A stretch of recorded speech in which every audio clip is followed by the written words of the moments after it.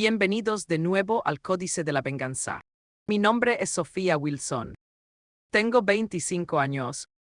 Y la noche de mi propia recepción de boda, mi esposo se inclinó sobre la mesa, rió entre dientes mientras bebía champán y le contó a toda su familia que yo solía recortar cupones para poder comprar comida. Lo dijo como si fuera el remate de un chiste. Como si mi pasado fuera algo de lo que avergonzarme. Como si los años que pasé esforzándome al máximo, cada dólar, cada comida, cada pizca de dignidad que tenía, no fueran más que un pequeño detalle gracioso sobre la mujer con la que se acababa de casar. La mesa se echó a reír.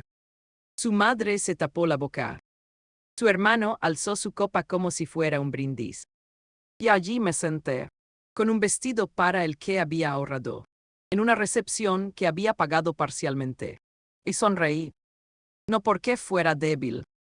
No porque no lo sintiera. Pero porque yo ya sabía algo que ninguno de ellos sabía. Y lo que no sabían, lo que Marcus nunca se había molestado en averiguar, tardaría exactamente 60 días en convertirse en el error más caro de su vida. Antes de contarles lo que pasó, quiero preguntarles algo. ¿Alguna vez han estado en una habitación llena de gente que ya había decidido quién eran ustedes antes incluso de que abrieran la boca? ¿Desde dónde están ahora? Porque tengo la sensación de que algunos de ustedes saben exactamente lo que se siente en ese silencio. Ese silencio en el que uno se traga la respuesta que lo habría arruinado todo. ¿Por qué está pensando en el futuro?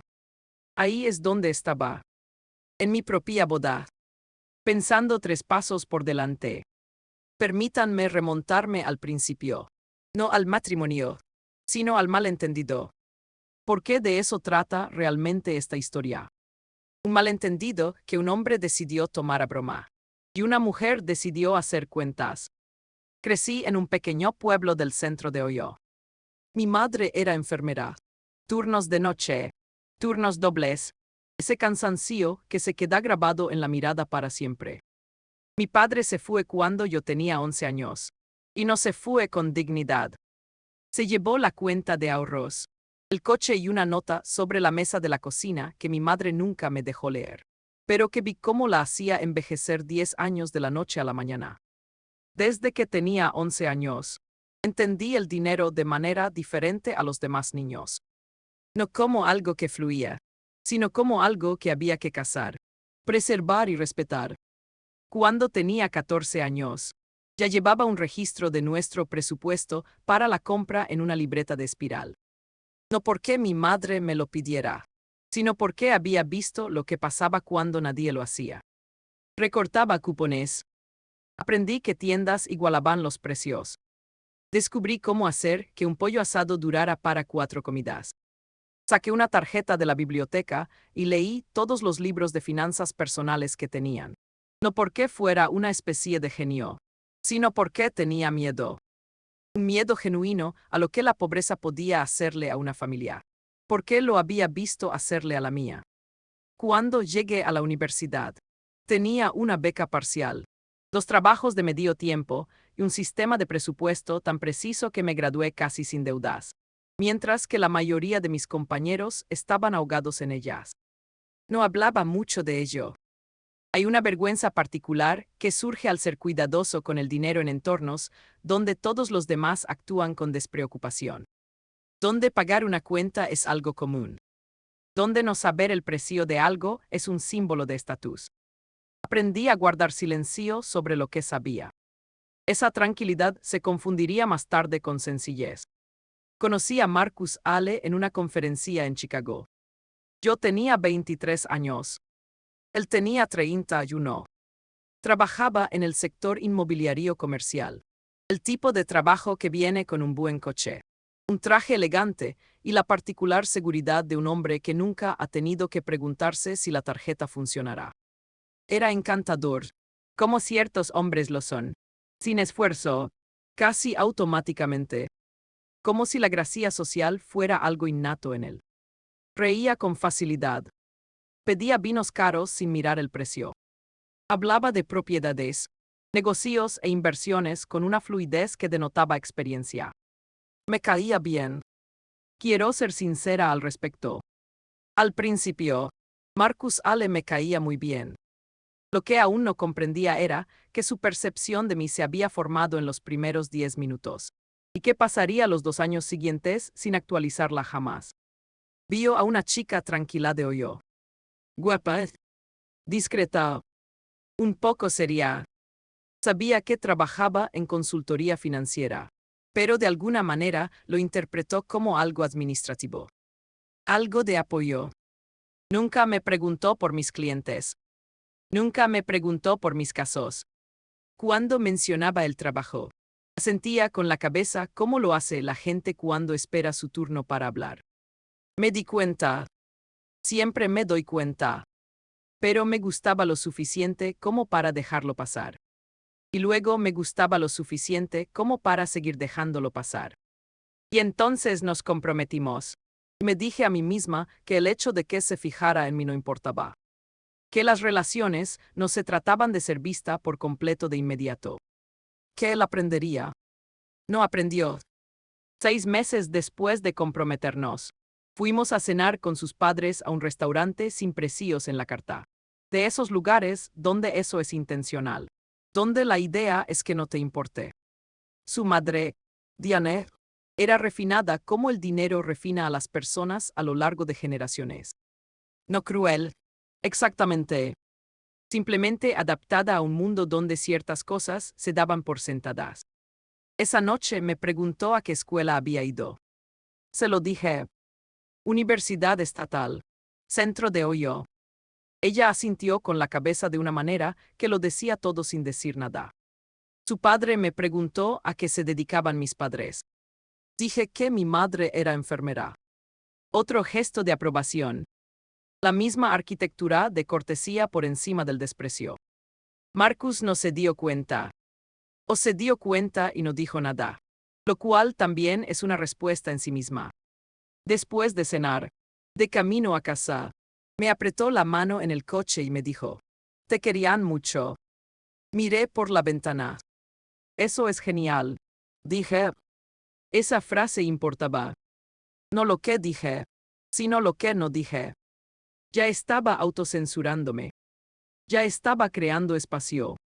Ya estaba decidiendo que la incomodidad no justificaba la conversación. En ese momento no me di cuenta, pero estaba haciendo un depósito en una cuenta que eventualmente tendría que ser cobrada. La boda fue en septiembre. Preciosa, la verdad.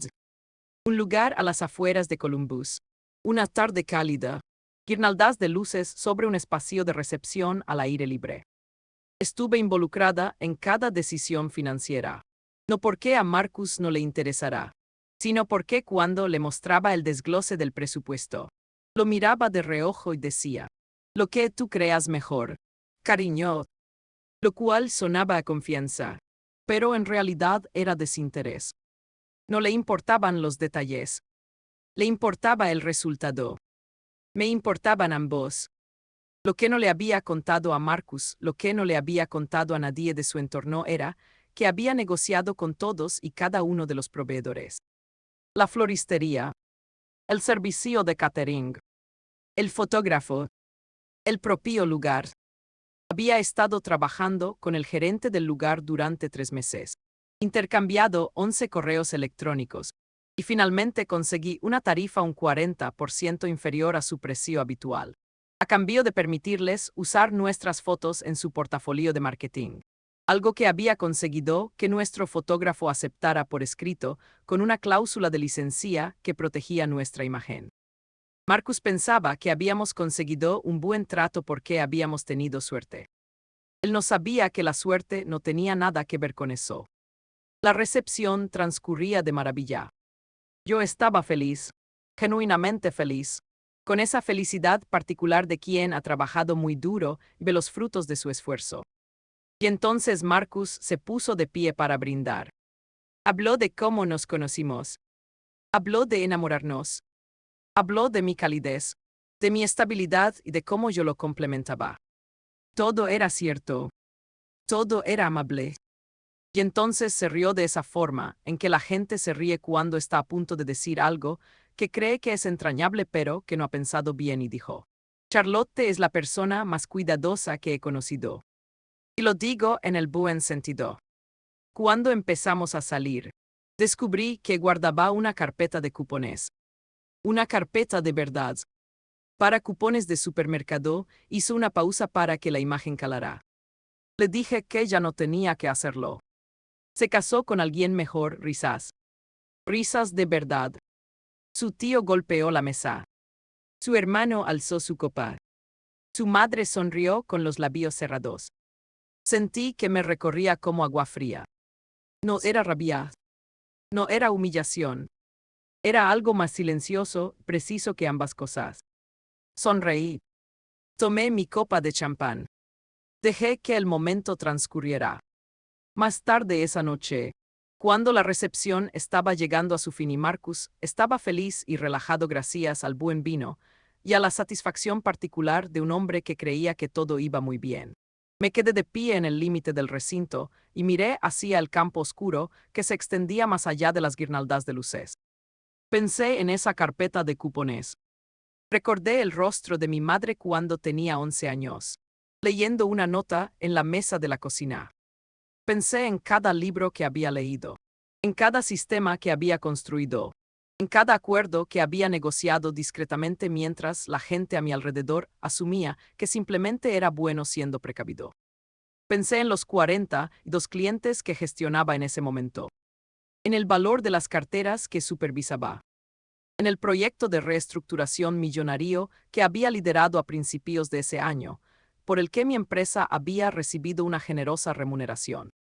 Y pensé, no tiene ni idea. Llevaba 2 años casado conmigo y no tenía ni idea. No fue del todo culpa suya. Me había quedado callada. Había dejado que la suposición se mantuviera.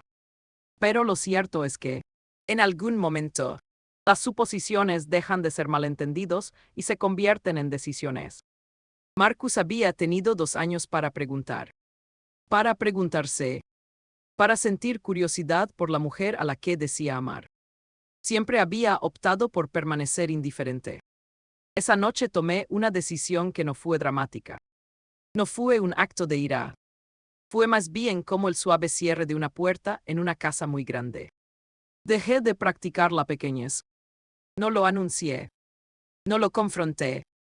Simplemente decidí que dejaría de intentar adaptarme a las expectativas que él me había impuesto y que dejaría que la verdad se acumulara. En silencio y con precisión, hasta que su peso se volviera ineludible. La primera semana después de la boda, empecé a prestar atención de otra manera. Observé cómo Marcus hablaba de dinero. Era generoso en los gestos visibles. Invitaba a rondas. Mejoraba sus asientos. Daba propinas ostentosas. Pero era descuidado en los aspectos que se acumulaban. Tenía 3 suscripciones que no usaba. El interés de su tarjeta de crédito era altísimo y solo pagaba el mínimo. Tenía un contrato de arrendamiento de un coche que le costaba mucho más que si lo hubiera comprado. Ya había firmado un contrato con un proveedor para sus proyectos inmobiliarios paralelos que incluía una cláusula de renovación que nunca había leído, que estaba a punto de renovarse automáticamente con un aumento del 15%. Supe todo esto a los 10 días de vivir juntos a tiempo completo. No dije nada.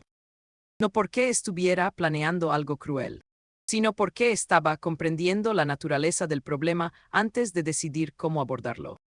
Esto es lo que hago. Esto es lo que siempre he hecho.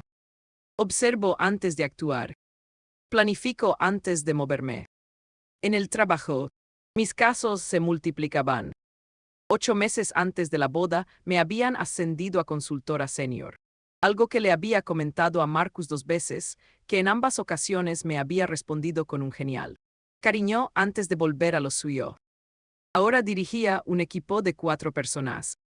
Facturaba a un ritmo que lo habría dejado boquiabierto si se le hubiera ocurrido preguntar. Nunca se le había ocurrido preguntar. Una noche, unas 2 semanas después de regresar de nuestra luna de miel, cenamos con 2 de sus colegas, Ryan y Bennett, ambos del sector inmobiliario comercial. Ambos de ese tipo de personas ruidosas que llenan la habitación y confunden el volumen con la sustancia. La esposa de Ryan también estaba allí.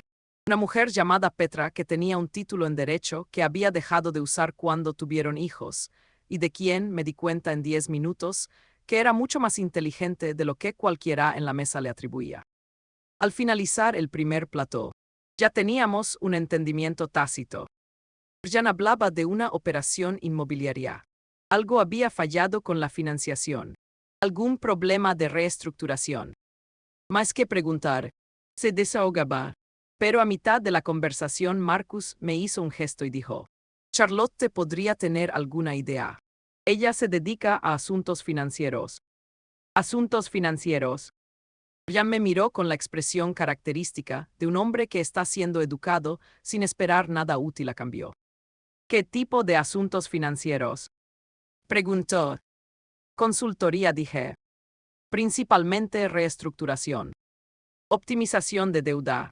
Negociación de contratos. Apoyo en adquisiciones. Una pausa. ¿Para qué tamaño de clientes? Preguntó Bennett. Le indiqué el rango promedio de nuestra cartera de clientes. Otra pausa.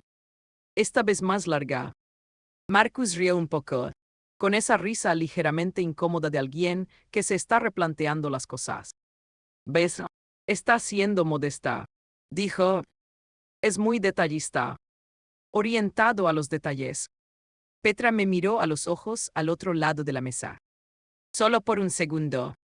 Una frase completa pasó entre nosotras sin que ninguna de las dos hablara. Sonreí y cambié de tema. Pero lo anoté. Anoté la recalibración. Anoté lo que se sentía al observar la actualización en tiempo real, el ligero ajuste de la postura. El cambio de atención y lo almacené cuidadosamente. Esto importa. 3 semanas después de la boda, Marcus llegó a casa frustrado. Un contrato para un proyecto de desarrollo comercial se había desmoronado por una disputa sobre una cláusula. Llevaba meses trabajando en él y ahora su contratista amenazaba con retirarse. Se desahogaba mientras yo preparaba la cena, paseándose por la cocina con su ropa de trabajo, el teléfono en una mano, hablando de cómo el equipo legal de la otra parte seguía, señalando cláusulas que su propio abogado ya había aprobado. Escuché. Hice 2 preguntas. Respondió a ambas preguntas. Lo pensé un momento. Luego, sin darle mayor importancia, le dije que existía un marco de resolución estándar para ese tipo específico de disputas sobre cláusulas, que su equipo podía proponer una redacción que satisfaría las preocupaciones de la otra parte en materia de responsabilidad sin que Marcus perdiera ninguna de sus ventajas. Le expliqué en 3 frases cómo quedaría esa redacción. Me miró fijamente. Como lo sabes, he manejado alrededor de una docena de estos. Dije. La estructura de la cláusula es bastante común en propiedades comerciales de uso mixto. ¿Quiere que le prepare un resumen para que su abogado pueda usarlo como guía? Dijo que sí. Lo redacté esa noche en 40 minutos. Se lo envié. Él se lo remitió a su abogado. 3 días después, se cerró el contrato. Esa noche llegó a casa. Me abrazó y me dijo que era increíble. Lo celebramos y fue una buena noche. De verdad. Pero esto es lo que noté. A la mañana siguiente, la historia que le contó a su colega por teléfono trataba sobre cómo había resuelto el problema de la cláusula, cómo había refutado la redacción, cómo su instinto había sido correcto. Yo no aparecía en la historia. Me quedé en el pasillo escuchándolo contarlo y luego volví a la cocina. Me serví el café y pensé, 60 días. Todavía no sabía exactamente qué significaban 60 días. Pero lo presentía, como cuando uno siente que se acerca una fecha límite antes de saber la fecha. Déjame contarte lo que estuve haciendo durante esos 60 días. Porque mientras Marcus hacía lo que Marcus hacía, yo no estaba ocioso. Había estado conversando con 2 socios de mi firma sobre un cambio estructural. Una decisión que llevaba preparando discretamente durante casi un año. No entraré en detalles, pero en resumen, Me ofrecían la oportunidad de integrar una parte de mi cartera de clientes a una consultoría independiente. Una escisión parcial. Mi nombre estaría en la puerta. No fue algo insignificante.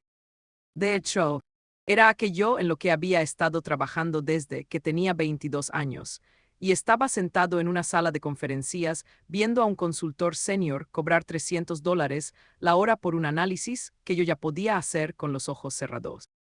Estuve negociando los términos durante las mismas semanas en que Marcus estaba aprendiendo a reconocer lentamente, a regañadientes, de forma incompleta, que su esposa no era simplemente orientada a los detalles. No le dije nada de esto, no porque lo estuviera ocultando con mala intención, sino porque, durante esos 60 días, había aprendido que la relación de Marcus con mi competencia era frágil en un sentido particular. Podía aceptar que fuera útil. Podía aceptar que fuera inteligente en ciertos momentos. Pero aún no había construido la estructura interna necesaria para comprender la verdad completa de quién era yo. Y no iba a entregársela a trozos. En la cocina, durante la cena, donde podría minimizarla y volver a su versión cómoda de mí. Cuando lo consiguiera, lo conseguiría todo. De golpe.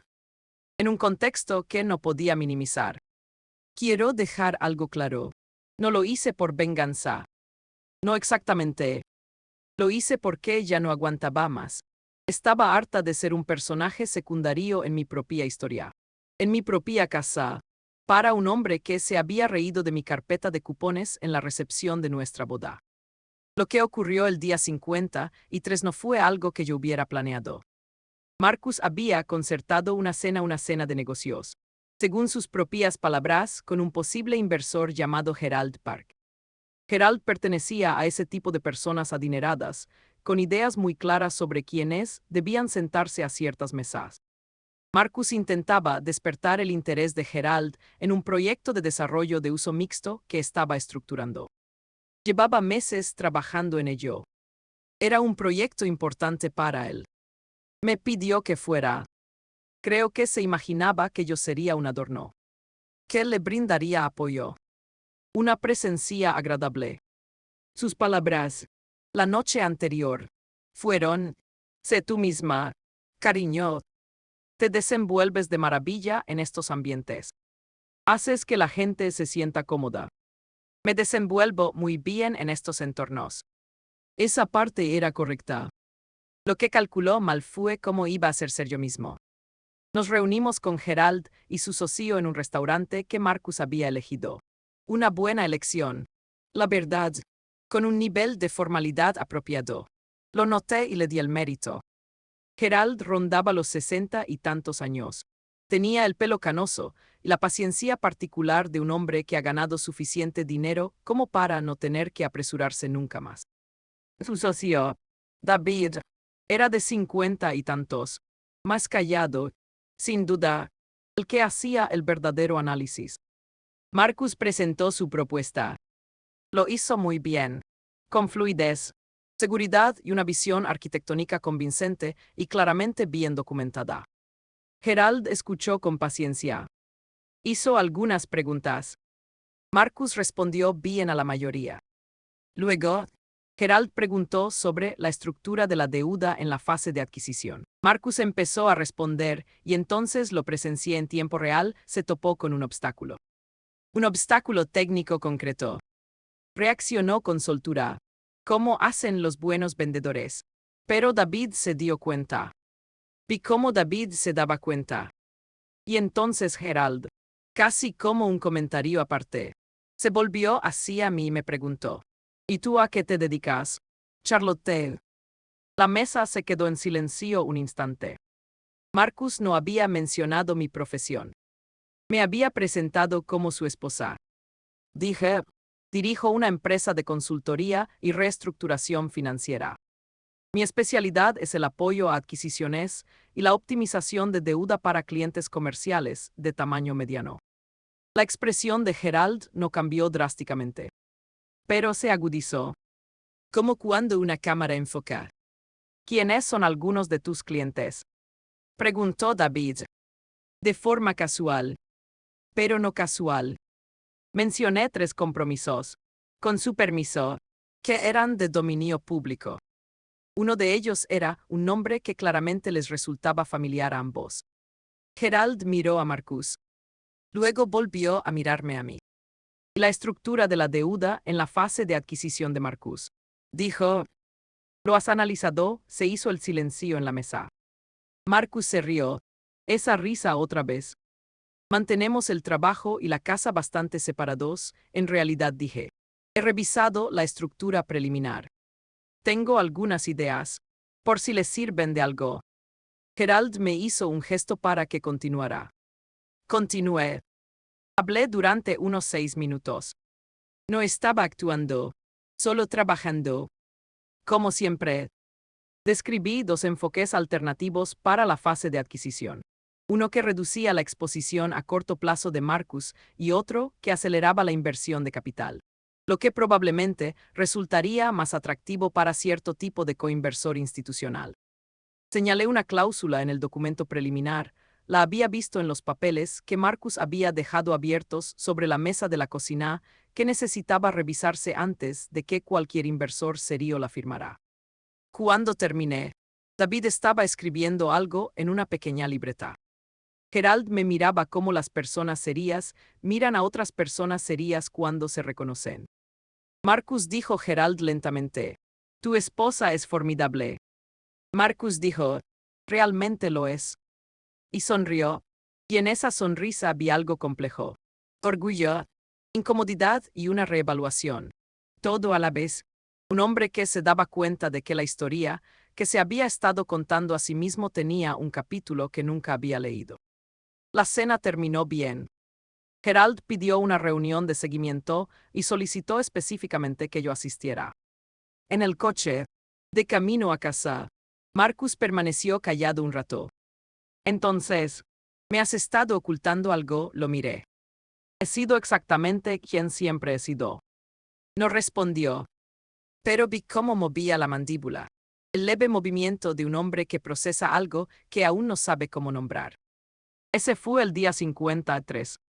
El día 60 llegó la factura. Permítame explicarle la factura. 4 meses antes de la boda, Marcus me planteó un problema. Un proveedor con el que trabajaba habitualmente una empresa de logística y gestión inmobiliaria tenía que renovar su contrato. Y le preocupaba que las condiciones ya no fueran favorables. Me preguntó, de forma casual, durante un fin de semana, si podía echarle un vistazo rápido. Le eché un vistazo. Lo que descubrí no fue fácil. El contrato tenía 7 cláusulas que necesitaban ser reestructuradas. Una cláusula de renovación automática abusiva. Una sección de responsabilidad que exponía innecesariamente a Marcus y un mecanismo de precios indexado a un índice de referencia que se había movido significativamente en su contra desde la firma original. Renegocié el contrato completo. Le dediqué 11 horas durante 3 fines de semana. Redacté una versión revisada del texto. Negocié directamente con el contacto legal del proveedor por correo electrónico, presentándome como consultor, que era mi condición, contratado por la empresa de Marcus, lo cual era cierto. Logré que aceptaran una nueva estructura que le ahorró a la empresa de Marcus aproximadamente $40,000 durante la vigencia del contrato y eliminó por completo la responsabilidad legal. Marcus estaba contento. Me había dicho, eres increíble. Me había invitado a cenar y le había dicho a su socio que había resuelto el problema con el proveedor. Yo no le había facturado. Quiero ser precisa. ¿Por qué esto es importante? En aquel momento no le cobré porque estábamos comprometidos y me parecía extraño cobrarle a alguien con quien estaba a punto de casarme. Lo hice como una contribución. Como pareja. Pero lo tenía todo documentado. Horas, entregables, correspondencia. Como siempre lo hago. No es un hábito que abandoné. Cuando decidí, durante esos 60 días, dejar de practicar la pequeñez, volví a ese archivo. En el momento de ese encargo, mi tarifa estándar para la renegociación y reestructuración de contratos era de $280 por hora. 11 horas de trabajo directo, más el tiempo de revisión y correspondencia. Elevaron el total a poco más de $4,000. Emití una factura formal en el membrete de mi nueva empresa, porque al cabo de 60 días, la documentación de mi práctica independiente ya estaba archivada y procesada. Y ahora tenía membrete. Se lo envié al correo electrónico profesional de Marcus. No a su correo personal. A su correo profesional. Nota: servicios de consultoría prestados entre octubre y noviembre. Reestructuración de contrato y negociación con proveedores. Como se mencionó, la estructura contractual revisada genera un ahorro estimado de $40 durante la vigencia del contrato. La factura refleja la tarifa estándar de consultoría por los servicios prestados. Condiciones de pago. Neto a 30 días. No lo mencioné en el desayuno. Preparé café. Le pregunté cómo le había ido el día. Como siempre, me mostré cálida, presente y completamente yo misma. Su teléfono vibró a las 9:14 de la mañana. Lo miró. Su expresión cambió. Me miró. Me enviaste una factura y sé, para el contrato con el proveedor, sí, colgó el teléfono. Charlotte.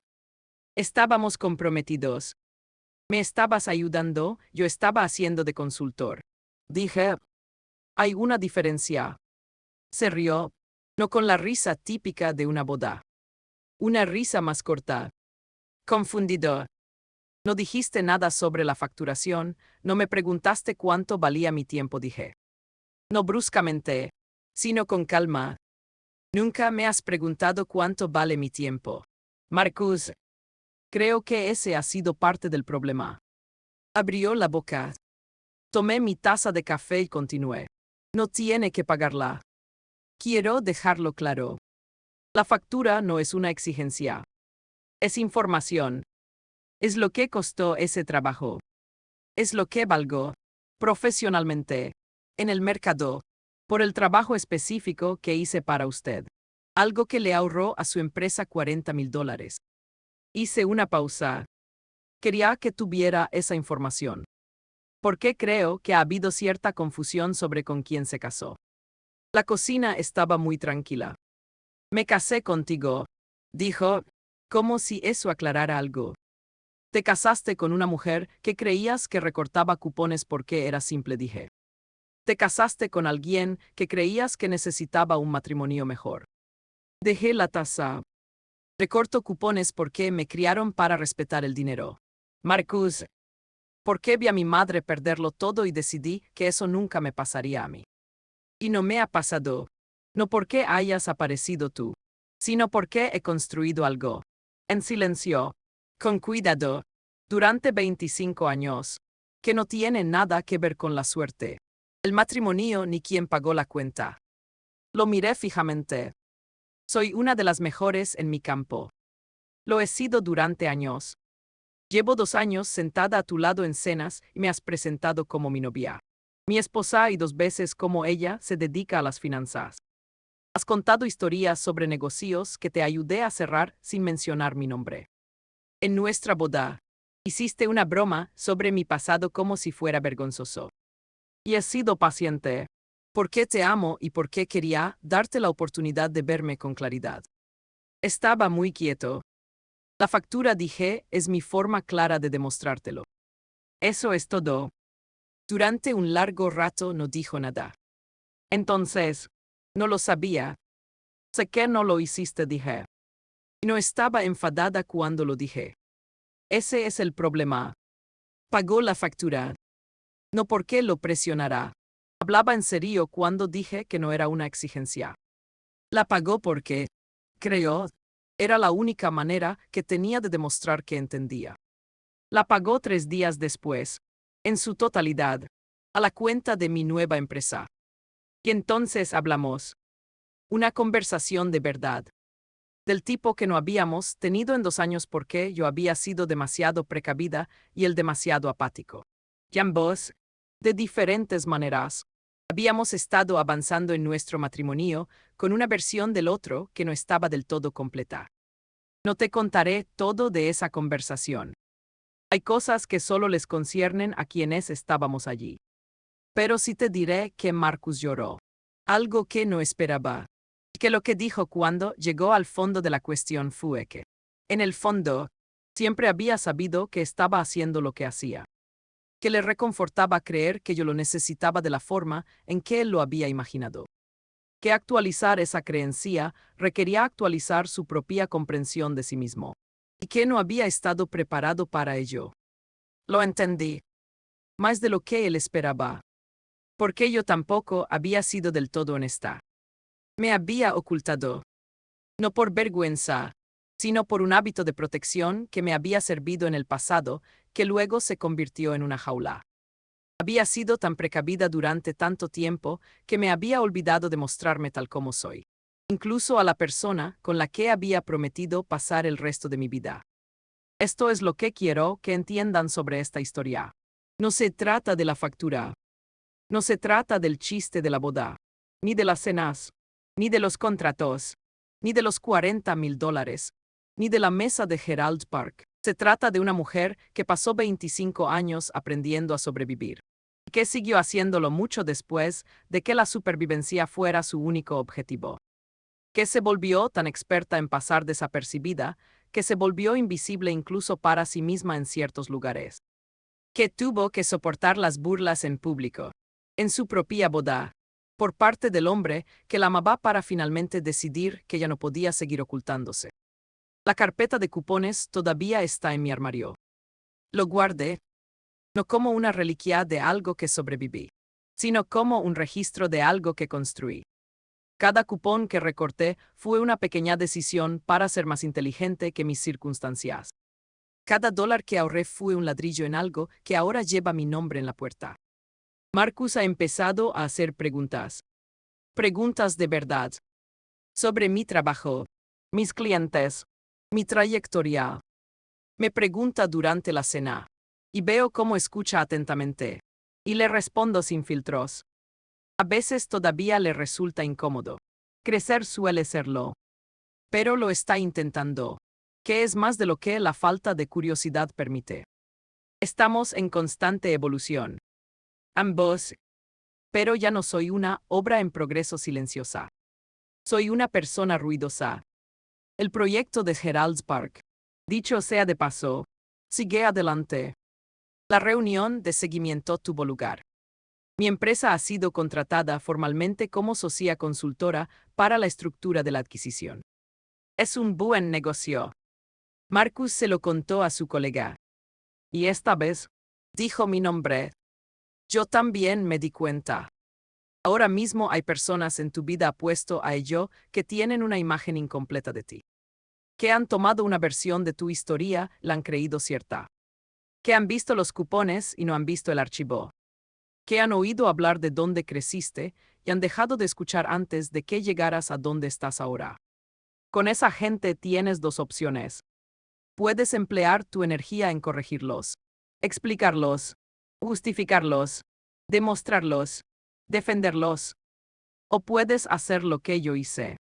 Puedes ser tan precisamente, tan completamente tú mismo en el momento adecuado, en la habitación adecuada, con la documentación adecuada que la corrección se produce por sí sola.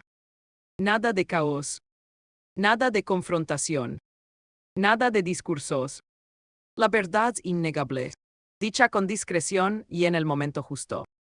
Me llamo Sophia Wilson. Tengo 25 años. Crecí con miedo a la pobreza y convertí ese miedo en una práctica. Luego en una empresa, y finalmente en una vida donde mi nombre está presente en todas las puertas importantes. En la recepción de nuestra boda, mi marido se rió de mi pasado. 60 días después, estaba extendiendo un cheque a nombre de mi empresa. Ya la mañana siguiente de haber pagado, me miró al otro lado de la cocina, la misma cocina, el mismo café, la misma luz que entraba por la misma ventana y me dijo: siento no haberte visto antes. Le devolví la mirada. Empieza ahora, dije. Lo decía en serio.